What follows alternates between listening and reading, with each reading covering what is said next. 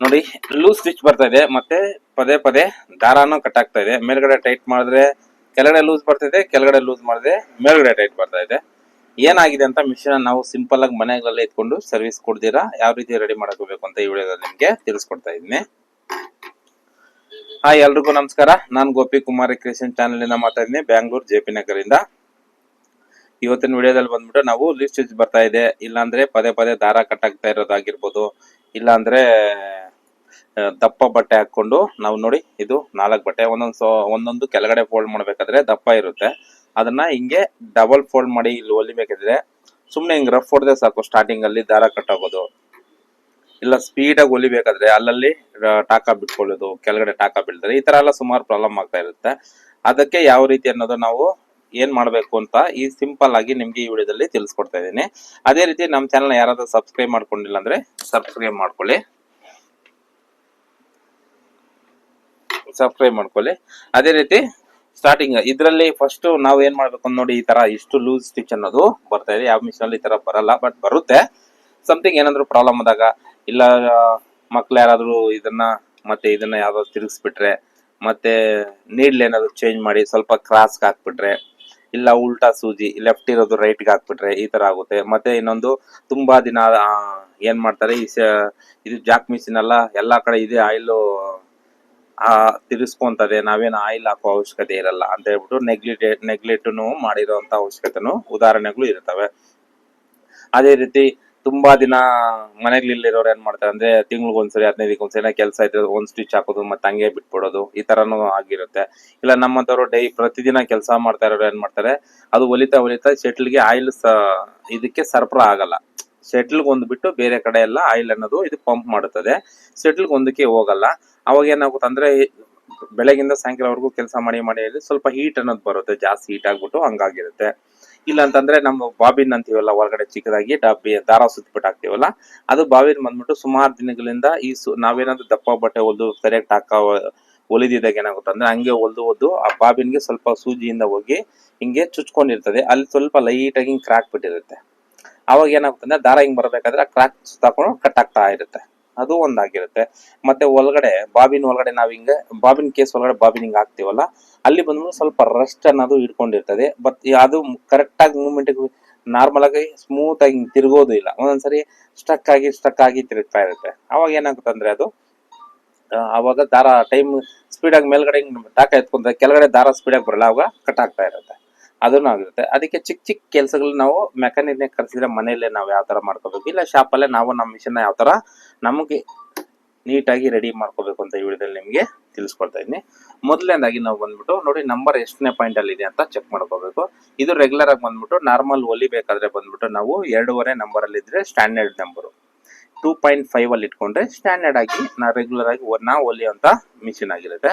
ಇಲ್ಲ 4-5ನೇ ನಂಬರ್ ಅಲ್ಲಿ ಇಟ್ಕೊಂಡು ಹೊಲಿದ್ರೆ ಏನಾಗುತ್ತಂದ್ರೆ, ನಾವು ಸೀರೆ ಫಾಲ್ಸ್ ಗೆಲ್ಲ ಹಾಕಿದಾಗ ದಪ್ಪ ಹೊಲಿಗೆಗೆ ಬಿಚ್ಕೊಳ್ಳಕ್ಕೆ ಸ್ಟಿಫ್ ಆಗಿರ್ಲಿ ಅಂತ ಹೇಳ್ಬಿಟ್ಟು ನಾವು ಅದಕ್ಕೆ ಹಾಕ್ತೀವಿ. ನೆಕ್ಸ್ಟ್ ಬಂದ್ಬಿಟ್ಟು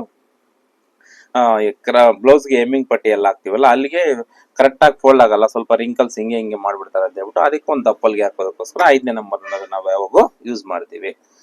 ಫಸ್ಟ್ ಇದನ್ನ ಯೂಸ್ ಮಾಡ್ಬೇಕು, ಇದನ್ನ ಚೆಕ್ ಮಾಡ್ಕೋಬೇಕು. ಸರಿ, 2.5 ನಂಬರ್ ಅಲ್ಲಿ ಇದೆಯಾ ಅಂತ ಚೆಕ್ ಮಾಡ್ಕೋಬೇಕು. ಅದೇ ರೀತಿ ನಾವು ನೋಡಿ, ಇದನ್ನ ಫಸ್ಟ್ ದಾರಾನ ಕೆಳಗಡೆ ಮೇಲ್ಗಡೆ ಡಿವೈಡಿಂಗ್ ಮಾಡ್ಬಿಡಿ. ಅದಾದ್ಮೇಲೆ ದಾರನ ಸ್ಕೋರ್ ಮಾಡ್ಬಿಟ್ಟು ಸೂಜಿ ಕರೆಕ್ಟ್ ಆಗಿ ಇದೆಯಲ್ಲ ಅಂತ ಚೆಕ್ ಮಾಡ್ಕೊಳ್ಳಿ.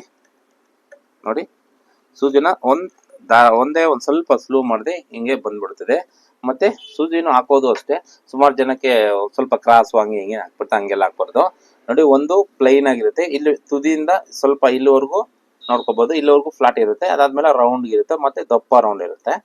ಇನ್ನೊಂದ್ ಕಡೆ ಬಂದ್ಬಿಟ್ಟು ನೋಡಿ, ಈ ಅರ್ಧದಿಂದಾನೇ ಸಣ್ಣಕ್ಕೆ ಒಂದು ಲೈನ್ ಅನ್ನೋದು ಬಂದಿರುತ್ತೆ, ಈ ರೀತಿ ಸಣ್ಣಕ್ಕೆ ಒಂದು ಲೈನ್ ಅನ್ನೋದು ಬಂದಿರುತ್ತೆ.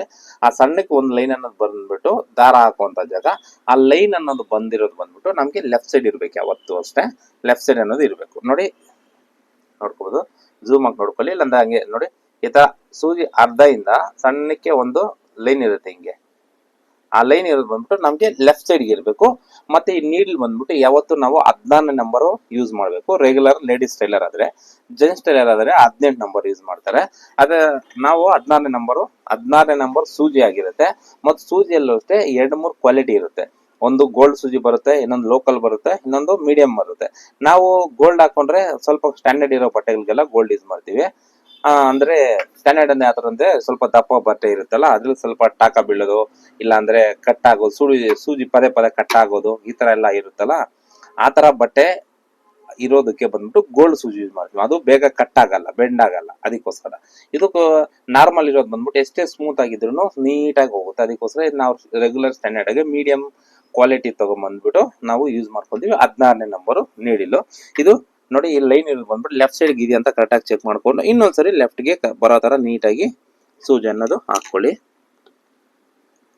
ಸ್ವಲ್ಪ ನೀಟಾಗಿ ಮೇಲ್ಗಡೆ ಹೋಗೋ ತರ ಪ್ರೆಸ್ ಮಾಡಿ. ಸ್ವಲ್ಪ ಡೌನ್ ಗಿದ್ರು ಏನಾಗುತ್ತೆ ಅಂದ್ರೆ ಈ ಸ್ವಲ್ಪ ಸೂಜಿ ಡೌನ್ ಗಿದ್ರೇನೆ ಬಾಬಿನಿಗೆ ಹೋಗಿ ಟಚ್ ಆಗಿ ಏನಾಗುತ್ತೆ ಅಲ್ಲಿ ಕ್ರಾಕ್ ಬಿಟ್ಕೊಂಡು ಅವಾಗ ಏನಾಗುತ್ತೆ ದಾರ ಹಿಂಗ್ ಬರ್ಬೇಕಾದ್ರೆ ಅದಕ್ಕೆ ಟಚ್ ಆಗಿ ದಾರ ಕಟ್ ಇರುತ್ತೆ. ಅದಕ್ಕೋಸ್ಕರ ನೀಟಾಗಿ ಫುಲ್ ಹಿಂಗ್ ಟೈಟ್ ಆಗಿ ಎಳ್ದ್ಬಿಟ್ಟು ಆಮೇಲೆ ಇದನ್ನ ಸ್ಕ್ರೂನ ನೀಟಾಗಿ ಟೈಟ್ ಮಾಡಿ. ಸ್ವಲ್ಪ ನಾವ್ ಹಿಂಗ್ ಎತ್ಬಿಟ್ಟು ಹಿಂಗ್ ಇಟ್ಬಿಟ್ರೆ ಅಂದ್ರೆ ಸ್ವಲ್ಪ ಹಿಂಗ್ ಡೌನ್ ಬಂದ್ರೆ ಬಾಬಿನಿಗೆ ಲೈಟ್ ಆಗಿ ಟಚ್ ಆಗ್ತಾ ಇರುತ್ತೆ. ಅವಾಗ ಅಲ್ಲಿ ಅದಕ್ಕೆ ಗಾಯ ಅಂತೀವಲ್ಲ ನೋಡಿ, ಈ ತರ ಗಾಯ ಆಗ್ಬಿಟ್ಟು ಅದೇನೋ ದಾರ ಹಿಂಗ್ ಹೋದ್ರೆ ಕಟ್ ಆಗೋ ಚಾನ್ಸಸ್ ಇರುತ್ತೆ. ಫಸ್ಟ್ ನೀಡ್ನ ಕರೆಕ್ಟ್ ನೋಡಿ ಹಿಂಗ್ ಅಲರ್ಟ್ಸ್ ನೋಡಿ ಟೈಟ್ ಆಗಿರುತ್ತೆ ಅಂತ ಚೆಕ್ ಮಾಡ್ಕೊಳ್ಳಿ. ಮತ್ತೆ ಈ ರೀತಿ ಲೈನ್ಸ್ ಲೆಫ್ಟ್ಗೆ ಇದೆಯಾ ಅಂತ ನೋಡ್ಕೊಳ್ಳಿ. ಮತ್ತೆ ಕರೆಕ್ಟಾಗಿ ಈ ಕಡೆನೇ ಇರಬೇಕು, ಸ್ವಲ್ಪ ಹಂಗೆ ಸ್ವಲ್ಪ ಹಿಂಗೂ ಇರ್ಬೇಕು. ಅವಾಗ ದಾರ ಕಟ್ ಆಗೋ ಚಾನ್ಸಸ್ ಇರುತ್ತೆ. ಕರೆಕ್ಟಾಗಿ ದಾರ ನೀಟಾಗಿ ಟಾಕ್ ಅನ್ನೋದು ಎತ್ಕೊಳ್ಳಲ್ಲ. ಅದಕ್ಕೋಸ್ಕರ ನೋಡಿ ಇನ್ನೊಂದ್ಸರಿ ನೀಟಾಗಿ ಚೆಕ್ ಮಾಡ್ಕೊಳ್ಳಿ. ಇಲ್ಲಿ ಉಗುರಿಂದ ಹಿಂಗ್ ಹಾಕಿ ನೋಡಿದ್ರೆ ನಮ್ಗೆ ಗೊತ್ತಾಗುತ್ತೆ. ಉಗುರು ಹಿಂಗ್ ಅಪ್ ಅಂಡ್ ಡೌನ್ ಕರೆಕ್ಟಾಗಿ ಮೂವ್ಮೆಂಟ್ ಆಗಿದೆ ಅಂದ್ರೆ ಕರೆಕ್ಟ್ ಆಗಿದೆ ಅಂತ ನೋಡ್ಕೊಂಡು ಮೂವ್ ಮಾಡ್ಕೊಳ್ಳಿ. ಅದಾದ್ಮೇಲೆ ದಾರ ಹಾಕೊಳ್ಳೋಕೆ ಮುಂಚೆ ನೋಡಿ ಹಿಂಗೆ ಸ್ವಲ್ಪ ಹಿಂಗ್ ಲೈಟ್ ಆಗಿ ಎಳೆದ್ ನೋಡಿ ಸ್ವಲ್ಪ ಸ್ಮೂತ್ ಆಗಿ ಬರ್ತಾ ಇದೆ. ಸ್ಮೂತ್ ಆಗಿ ಬರ್ತಾ ಇದೆ ಅಂದ್ರೆ ಕೆಳಗಡೆ ದಾರ ಎಳೆದ್ ನೋಡಿ ಇದು ಸ್ವಲ್ಪ ಟೈಟ್ ಬರ್ತಾ ಇದೆ. ಎರಡು ಇಟ್ಕೊಂಡು ಹಿಂಗ್ ಮೂವ್ ಮಾಡಿದ್ರೆ ಒಂದೇ ಸಮ ಹೋಗ್ಬೇಕು. ನನಗೆ ಯಾಕೋ ಇದು ಲೂಸ್ ಬರ್ತಾ ಇದೆ ಅಂತ ಅನಿಸ್ತಾ ಇದೆ. ಅದಕ್ಕೆ ಏನ್ ಮಾಡಪ್ಪ ಅಂದ್ರೆ ಇದನ್ನ ಸ್ವಲ್ಪ ಟೈಟ್ ಮಾಡೋಣ ಮೀಡಿಯಂ ಆಗಿ. ಇವಾಗ ಓಕೆ ಅನಿಸ್ತಾ ಇದೆ ನನಗೆ. ಇವಾಗ ಬಂದ್ಬಿಟ್ಟು ಒಂದು ವೇಸ್ಟ್ ಬಟ್ಟೆ ತಗೊಳ್ಳೋಣ. ನೋಡಿ ಸ್ವಲ್ಪ ಓಕೆ ಅನಿಸ್ತಾ ಇದೆ ನನಗೆ. ಇವಾಗ ಏನ್ ಮಾಡೋಣ, ಇನ್ನೊಂದು ಸ್ವಲ್ಪ ಟೈಟ್ ಮಾಡೋಣ. ಓಕೆ ನೋಡಿ ನಮ್ಗೆ ಮೀಡಿಯಂ ಆಗಿ ಅನ್ಸ್ಬೇಕು. ಟೈಟ್ ಹಿಡ್ಕೊಂತ ಇದೆ ಅಂತ ಅನ್ಸ್ಬೇಕು. ಯಾಕಂದ್ರೆ ಇದು ಒಂದೇ ಲೆವೆಲ್ ಆಗಿ ಬರ್ಬೇಕು. ಅವಾಗ ಅಲ್ಲಿವರೆಗೂ ಹಾಕೊಳ್ಳಿ. ಸರಿ, ಇದು ಓಕೆ ಅನಿಸ್ತು. ಮತ್ತೆ ಇದೆಯಲ್ಲ ಈ ಸ್ಪ್ರಿಂಗ್ ಇರುತ್ತಲ್ಲ ಇದನ್ನ ನೋಡ್ಕೊಂಡು ಒಳಗಡೆ ಸ್ವಲ್ಪ ಏನಾದ್ರು ಸಣ್ಣ ಸಣ್ಣ ದಾರ ತುಕಡಿಗಳು ಮತ್ತೆ ವೇಸ್ಟ್ ಪೀಸ್ ಇಲ್ಲಿ ಸಿಗಾಕೊಂಡು ಸ್ವಲ್ಪ ಸ್ಮೂತ್ ಆಗಿ ಬರೋಕ್ಕೂ ಚಾನ್ಸ್ ಇರುತ್ತೆ. ಇದು ಲೂಸ್ ಮಾಡಿಲ್ಲ ಅಂದ್ರೂ ಇಲ್ಲೇನೋ ಸ್ವಲ್ಪ ಈ ಸ್ಪ್ರಿಂಗ್ ಸೆಂಟ್ರಲ್ಲಿ 2 ಪ್ಲೇಟ್ ಇರುತ್ತೆ. ಪ್ಲೇಟ್ ಸೆಂಟ್ರಲ್ಲಿ ನಮ್ಗೆ ಈ ದಾರ ಅನ್ನೋದು ಹಾಕೋಬೇಕು. ಈ ಪ್ಲೇಟ್ ಸೆಂಟ್ರಲ್ಲಿ ಈ ನಾವು ಕಟ್ ಮಾಡಿರುವಂತ ಪೀಸ್ ಆಗಿರ್ಬೋದು ಇಲ್ಲ ದಾರ ಆಗಿರೋದು ಸಿಗಾಕೊಂಡು ಸ್ವಲ್ಪ ಲೂಸ್ ಬರೋ ಚಾನ್ಸಸ್ ಇರುತ್ತೆ. ನೋಡ್ಕೊಂಡು ನೋಡಿ ಇದನ್ನ ಹಿಂಗೆ ಎಳೆದ್ಬಿಟ್ಟು ನೀಟಾಗಿ ಕ್ಲೀನ್ ಮಾಡ್ಕೊಂಡು ನೋಡಿ ಹಿಂಗೆ ಅವಾಗ ಬಿಟ್ಕೊಂಡು ನೋಡಿ ಏನಿಲ್ಲ ಅಂತಂದ್ರೆ ಕರೆಕ್ಟ್ ಆಗಿರುತ್ತೆ. ಮತ್ತೆ ದಾರ ಅನ್ನೋದು 2 ಪ್ಲೇಟ್ ಕೆಳಗಡೆ ಸೆಂಟ್ರಲ್ ಕರೆಕ್ಟಾಗಿ ಹಾಕೊಳ್ಳಿ. ನೋಡಿ ಕರೆಕ್ಟಾಗಿ ಇವಾಗ ನೋಡಿ ಟೈಟಾಗಿ ಬರ್ತಿದೆ. ಏನಾದರೂ ಸಿಗಾಕೊಂಡಿದ್ರೆ ಇದಕ್ಕೊಂದು ಇಲ್ಲೇ ನಾವು ಆಯಿಲು ಒಂದೇ ಒಂದು ಡ್ರಾಪ್ ಹಾಕ್ಬೇಕು. ಯಾಕಂದ್ರೆ ದಾರ ಎಲ್ಲ ಸ್ಪ್ರೆಡ್ ಆಗಿ ಬಟ್ಟೆ ಎಲ್ಲ ಗಲೀಜಾಗೋ ಚಾನ್ಸಸ್ ಇರುತ್ತೆ. ಇದನ್ನೆಲ್ಲ ಇಲ್ಲೆಲ್ಲ ದಾರ ನೀಟಾಗಿ ಕ್ಲೀನ್ ಮಾಡ್ಕೊಂಡು ಈ ಬಟ್ಟೆಗೆ ಆಯಿಲ್ ಹಿಂಗ್ ಸ್ವಲ್ಪ ಅದ್ಕೊಂಡು ಹಿಂಗ್ ಮಾಡ್ಬಿಟ್ಟು ಸ್ವಲ್ಪ ಹಿಂಗೆ ನೀಟಾಗಿ ಹಿಂಗ್ ಕ್ಲೀನ್ ಮಾಡ್ಕೋಬೇಕು. ಯಾವ ತರ ಅಂತಂದ್ರೆ ನೋಡಿ ಬಟ್ಟೆ ಹಿಂಗ್ ಆಯಿಲ್ ಅಲ್ಲಿ ಹಿಂಗ್ ಒರೆಸ್ಕೊಂಡ್ಬಿಟ್ಟು ನೀಟಾಗಿ ಲೈಟ್ ಟೈಲ್ ನೋಡಿ ಹಿಂಗೆ ಸುತ್ತ ಇದನ್ನ ಕ್ಲೀನ್ ಮಾಡ್ಕೋಬೇಕು. ಆಯಿಲ್ ಅನ್ನೋದು ಇದಕ್ಕೆ ಹಾಕೋಕೆ ಹೋಗ್ಬಾರ್ದು. ನೋಡಿ ಇದೊಂದು ನೋಡ್ಕೋಬೇಕು. ಇದೊಂದು ಕರೆಕ್ಟಾಗಿ ಮೀಡಿಯಂ ಆಗಿದೆ ಅಂತ ಇದೊಂದು ನೋಡ್ಕೋಬೇಕು. ಅದಾದ್ಮೇಲೆ 2.5 ನಂಬರ್ ಇಲ್ಲಿದೆ ಅಂತ ಇದೊಂದು ನೋಡ್ಕೋಬೇಕು. ಮಿಕ್ಕಿದೆಲ್ಲ ಆಲ್ಮೋಸ್ಟ್ ಜಾಸ್ತಿ ಲೂಸು ಟೈಟು ಬರೋಕ್ಕೆ ಈ ತರ ಲೂಸ್ ಬರೋದಕ್ಕೆ ದಾರ ಕಟ್ಟೋದಕ್ಕೆ ಕಾರಣಗಳು ಇವಿಷ್ಟೇ ಇರುತ್ತೆ. ಒಂದು ಇದನ್ನ ಕರೆಕ್ಟಾಗಿ ಚೆಕ್ ಮಾಡ್ಕೋಬೇಕು. ಒಂದು ನಂಬರು ಎಷ್ಟನೇ ನಂಬರಲ್ಲಿ ಹೋಗ್ತಾ ಇದೆ ಅಂತ ನೋಡ್ಕೋಬೇಕು. ಮತ್ತೆ 2 ಪ್ಲೇಟ್ ಕ್ಲೀನ್ ಮಾಡ್ಕೋಬೇಕು. ಅದಾದ್ಮೇಲೆ ನೀಡ್ಲು ಲೆಫ್ಟ್ ಸೈಡ್ ಇದೆ ಅಂತ ನೋಡ್ಕೋಬೇಕು. ಮತ್ತೆ ಫುಲ್ಲು ಮೇಲ್ಗಡೆ ಹೋಗಿದೆ ಅಂತ ನೋಡ್ಕೋಬೇಕು. ಕರೆಕ್ಟಾಗಿ ಮೇಲಕ್ಕೆ ಹೋಗಿ ಟಚ್ ಹಾಕ್ಬೇಕು. ಸ್ವಲ್ಪ ಡೌನ್ ಇದ್ರೂ ಕಟ್ ಆಗೋ ಚಾನ್ಸಸ್ ಇರುತ್ತೆ. ಅದನ್ನ ಒಂದ್ ಸ್ವಲ್ಪ ನೋಡ್ಕೋಬೇಕು. ಅದಾದ್ಮೇಲೆ ನೋಡಿ ಈ ಅಲ್ಪಟ್ಟಿ ಅಂತ ನಾವ್ ಏನ್ ಹೇಳ್ತೀವಲ್ಲ ಇದನ್ನ ನೋಡಿ ಈ ಸ್ಕ್ರೂ ಬಿಚ್ಬಿಟ್ರೆ ಇಲ್ಲಿ ಅಲ್ಪಟ್ಟಿ ಇರುತ್ತಲ್ಲ ಈ ಹಲ್ಲುಗಳು ನಾವು ಏನ್ ಮಾಡಿರ್ತೀವಿ ಮಿರರ್ ವರ್ಕು ನಾರ್ಮಲ್ ವರ್ಕು ಈ ಸ್ಟೋನ್ದು ಎಲ್ಲ ಹಾಕೊಂಡು ಅದ್ರ ಮೇಲೆ ಆಡ್ಬಿಟ್ಟಿರ್ತೀವಿ ಯಾವುದು ಇದ್ರ ಮೇಲೆ. ಅವಾಗ ಏನಾಗುತ್ತೆ ಅಂದ್ರೆ ಈ ಹಲ್ಲುಗಳೆಲ್ಲ ಸ್ವಲ್ಪ ಕಟ್ಟು ಸೌದೋಗಿರೋದು ನೋಡಿ ಈ ತರ ಕಿತ್ತೋಗಿರೋದು ಈ ತರ ಎಲ್ಲ ಸ್ವಲ್ಪ ಅಲ್ಲಲ್ಲಿ ಬಿಟ್ಕೊಂಡ್ಬಿಟ್ಟಿರ್ತದೆ. ಇದು ನಾರ್ಮಲ್ ಆಗಿ ಯಾವಾಗಲೂ ಜಾಸ್ತಿ ಹೋಗಲ್ಲ. ಜಾಸ್ತಿ ಮಿರರ್ ವರ್ಕು ನಾವೇನ್ ಮಾಡ್ತೀವಿ ಮಿರರ್ ವರ್ಕ್ ಇದ್ದಾಗ ಸ್ವಲ್ಪ ಮೇಲೆ ಎತ್ಕೊಂಡು ಸ್ಮೂತ್ ಆಗಿ ಎಳ್ಕೊಂತೀವಿ. ಒಬ್ಬೊಬ್ಬರು ಹಂಗೆ ಡಬ್ ಅಂತ ಹೊಲ್ದು ಬಿಟ್ಟಿರ್ತಾರೆ. ಮತ್ತೆ ಏನಾದ್ರು ಈ ಬೀಡ್ಸು ಸ್ಟೋನು ಯಾವ್ದಿದ್ರು ರಫ್ ಆಗಿರುವಂತದ್ದು ಅದು ಹಾಕಿ ಇದನ್ನೆಲ್ಲ ಸ್ವಲ್ಪ ಕಟ್ ಕಟ್ ಆಗಿರೋ ಚಾನ್ಸಸ್ ಇರುತ್ತೆ. ಇದನ್ನ ಸ್ವಲ್ಪ ನೋಡ್ಕೊಳ್ಳಿ. ಇದು ನೋಡ್ಕೋಬೇಕು ಅಂದ್ರೆ ಈ ಟೆನ್ಷನ್ ರಿಮೂವ್ ಮಾಡಬೇಕು.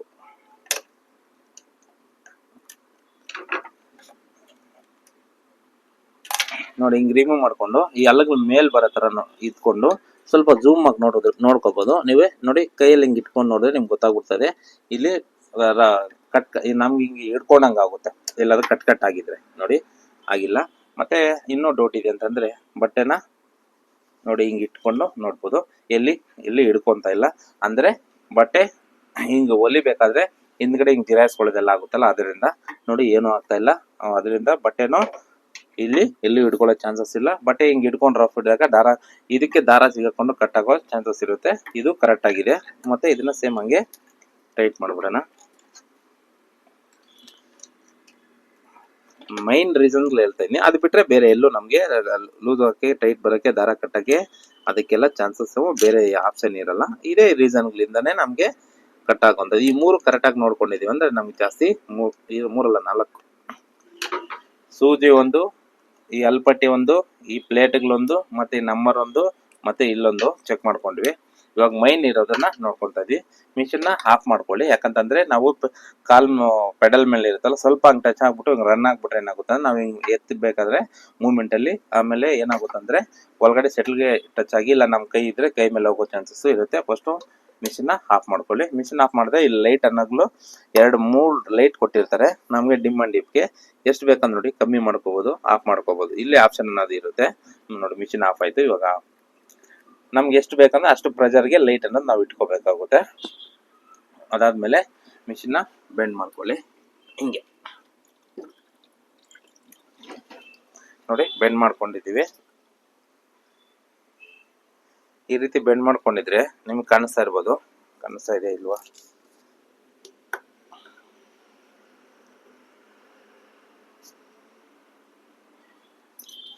ನಿಮ್ಗೆ ಕಾಣಿಸ್ತಾ ಇದೆಯಾ? ಇಲ್ಲಿ ನೋಡಿ, ಇಲ್ಲಿ ನೋಡಿ, ಇದೆಲ್ಲ ಇಷ್ಟು ಇದಾಗಿದ್ರೆ ನಮ್ಗೆ ಡಸ್ಟ್ ಹಿಡ್ಕೊಂಡಿದೆ.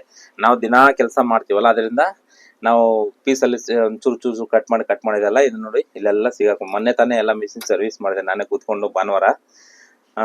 ಆದ್ರೂ ನೋಡಿ ಎಷ್ಟು ರೆಸ್ಟ್ ಹಿಡ್ಕೊಂಡಿದೆ ನೋಡಿ. ಫಸ್ಟ್ ಮೊದಲನೇದಾಗಿ ನೋಡಿ ಇದನ್ನೆಲ್ಲ ಕ್ಲೀನ್ ಮಾಡ್ಬಿಡಿ.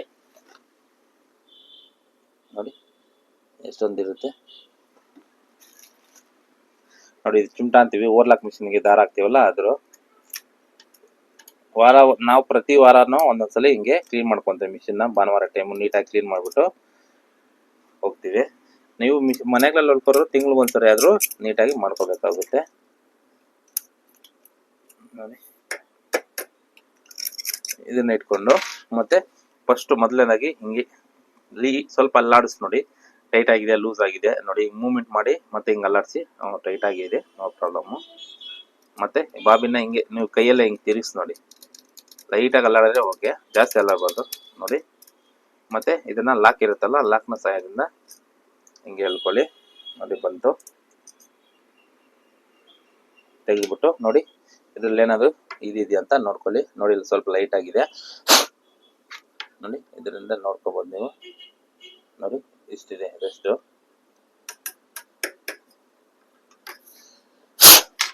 ನೋಡಿ ಈ ತರ ನೀಟಾಗಿ ವಾಶ್ ಮಾಡ್ಕೊಂಡು ನೋಡಿ. ಮತ್ತೆ ಇದನ್ನ ನೀಟಾಗಿ ಹಿಂಗೆ ಹಾಕಿ ನೀವೇ ಕೈಯಲ್ಲಿ ಸುಮ್ಮನೆ ಹಿಂಗೆ ತಿರ್ಸಿ ನೋಡಿ, ಸ್ಮೂತ್ ಆಗಿ ಹೋಗ್ತಾ ಇದೆ. ಎರಡು ಕಡೆ ಉಲ್ಟಾನು ತಿರ್ಸ್ಬೋದು, ಸೀದಾ ತಿರ್ಸ್ಬೋದು, ನೋಡ್ಕೊಂಡು ಅಂದ್ರೆ ಇದ್ರದ್ದೇನೋ ತೊಂದರೆ ಇಲ್ಲ ಅಂತ. ಮತ್ತೆ ಇದನ್ನ ಹಾಕಿ ನೀಟಾಗಿ ಚೆಕ್ ಮಾಡ್ಕೊಂಡು ನೋಡಿ, ಇಲ್ಲಿ ಹಾಕಂಗೆ ಇದರಿಂದ ತೆಗೆದುಕೊಂಡ್ವಲ್ಲ, ಇದನ್ನ ಹೇಳಿದ್ ನೋಡಿ ಸ್ವಲ್ಪ ಮೀಡಿಯಮ್ ಟೈಟ್ ಬರ್ತಾ ಇದೆ, ಇದರಲ್ಲಿ ಏನು ತೊಂದರೆ ಇಲ್ಲ. ಇದನ್ನ ಸೈಡ್ ಇಟ್ಬಿಡಿ. ಅದಾದ್ಮೇಲೆ ನೋಡ್ಕೋಬಹುದು, ನಾವ್ ಇದರಲ್ಲಿ ಸ್ವಲ್ಪ ರೆಸ್ಟ್ ಅನ್ನೋದು ಇರ್ತದೆ ನೋಡಿ.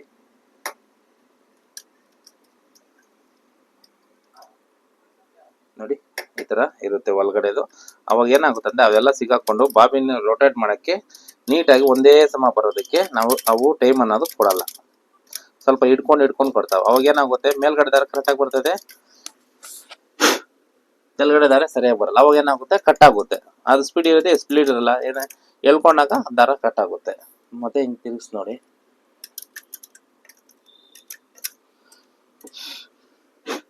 ಹಿಂಗ್ ತಿರ್ಗಿಸಿ ನೋಡ್ಬಿಟ್ಟು ಇವಾಗ ನೋಡಿ ಸ್ವಲ್ಪ ಶೇಕ್ ಆಗ್ತಾ ಇದೆಯಲ್ಲ, ಅದಕ್ಕೆ ನಾವೇನ್ ಮಾಡ್ಬೇಕು, ಈ ಬಾಬಿನ್ಗೆ ಇದಕ್ಕೆ ಆಯಿಲ್ ಅನ್ನೋದು ಹಾಕ್ಬಾರ್ದು. ಇಲ್ಲಿ ಸೆಟಲ್ ಇರುತ್ತಲ್ಲ ಈ ಡಬ್ಬಿಗೆ ಮಾತ್ರ ಆಯಿಲ್ ಅನ್ನೋದು ಹಾಕ್ಬೇಕಾಗುತ್ತೆ. ನೋಡಿ ಈ ಜಾಯಿಂಟ್ ಇರುತ್ತಲ್ಲ, ಅಲ್ಲೊಂದು ಡ್ರಾಪು, ಬಾಬಿನ್ಗೆ ಇಲ್ಲೊಂದು ಡ್ರಾಪು, ಮತ್ತೆ ಒಳಗಡೆ ಸೈಡ್ ಒಂದು ಡ್ರಾಪ್ ಅನ್ನೋದು ಹಾಕ್ತೀವಿ. ನೋಡಿ ಅಷ್ಟೇ, ಜಾಸ್ತಿ ಆಯಿಲ್ ಹಾಕ್ಬಾರ್ದು. ಇವಾಗ ಮೂಮೆಂಟ್ ಮಾಡಿ ನೋಡಿ, ಕರೆಕ್ಟಾಗಿ ಆಗ್ತಾ ಇದೆ. ಮತ್ತೆ ಹಿಂಗೆ ಅಲ್ಲಾಡ್ಸಿ ನೋಡಿ, ಹಿಂಗೆ ತಿರುಗಿಸಿ ನೋಡಿ, ನಾವು ಕರೆಕ್ಟಾಗಿದೆ, ಏನು ಸೌಂಡ್ ಬರ್ತಾ ಇಲ್ಲ. ಮೋಸ್ಟ್ಲಿ ಇಷ್ಟು ಟ್ರೈ ಮಾಡಿದ್ದೀವಿ. ಇವಾಗ ಒಂದ್ಸರಿ ಟ್ರೈ ಮಾಡೋಣ.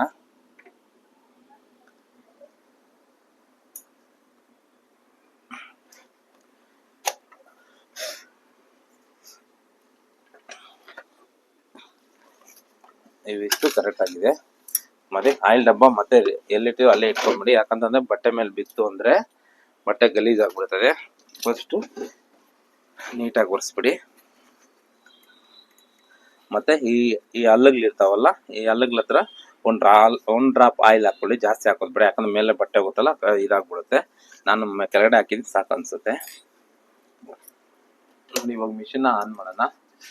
ನೋಡಿ ಲೈಟ್ ಆನ್ ಆಯ್ತು. ನಾವು ಹಾಕಿರೋದನ್ನ ನೋಡಿ, ಡಬ್ಬಿ ನೋಡಿ ಹಿಂಗೆ ಹಾಕಿದೀವಲ್ಲ, ಕರೆಕ್ಟಾಗಿ ಬರ್ತಾ ಇದೆ ಅಂತ ನೋಡ್ಕೊಂಡು ಮೀಡಿಯಮ್ ಆಗಿ ಬರ್ತದೆ. ಇದನ್ನ ಎಳೀರಿ.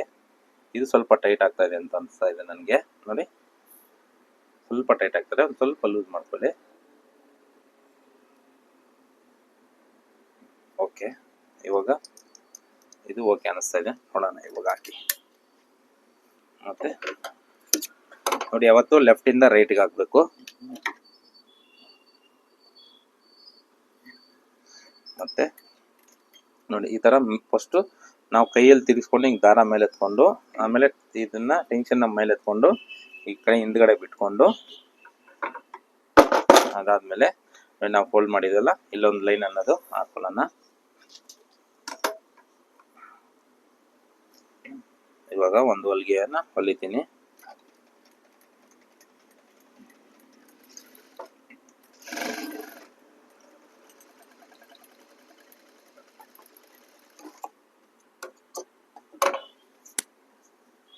ನೋಡ್ಕೋಬಹುದು, ಇನ್ನೂ ಹಂಗೆ ಬರ್ತಾ ಇದೆ.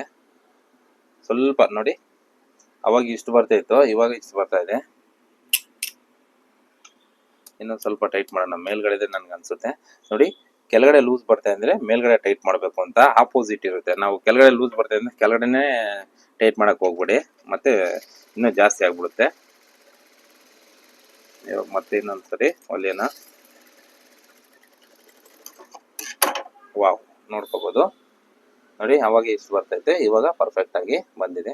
ಜಾಸ್ತಿ ಟೈಟ್ ಆಗಿದೆ, ಸ್ವಲ್ಪ ಬರ್ತದೆ ಟೈಟು, ಒಂದು ಸ್ವಲ್ಪ ಲೂಸ್ ಮಾಡ್ಕೊಳ್ಳೋಣ. ಇನ್ನೊಂದು ಹೊಲಿಗೆ ಹೊಲಿಯೋಣ.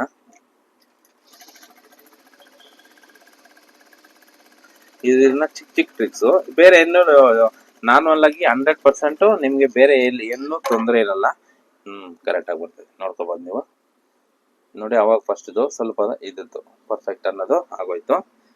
ನಿಮ್ಗೆ ಡೌಟ್ ಇದೆ, ಇನ್ನೊಂದು ಹೊಲಿಗೆ ಅನ್ನೋದು ಹಾಕೊಳ್ಳೋಣ.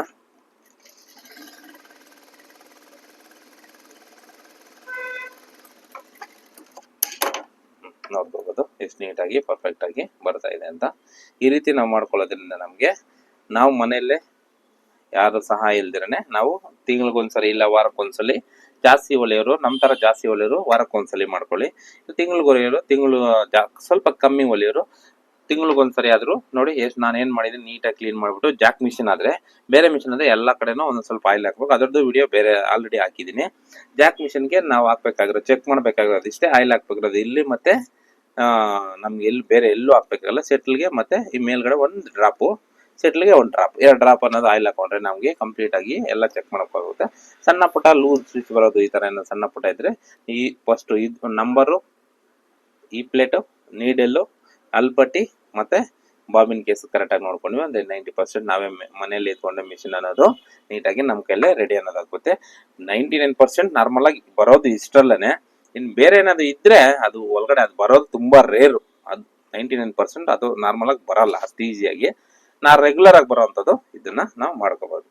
ಓಕೆನಾ? ಈ ವಿಡಿಯೋ ನಿಮ್ಗೆ ಇಷ್ಟ ಆಗಿದೆ ಲೈಕ್ ಮಾಡಿ, ಶೇರ್ ಮಾಡಿ, ನಿಮ್ಮ ಮುಖಾಂತರ ಇನ್ನೊಬ್ಬರಿಗೂ ಹೆಲ್ಪ್ಫುಲ್ ಆಗಲಿ. ಓಕೆನಾ? ಡನ್.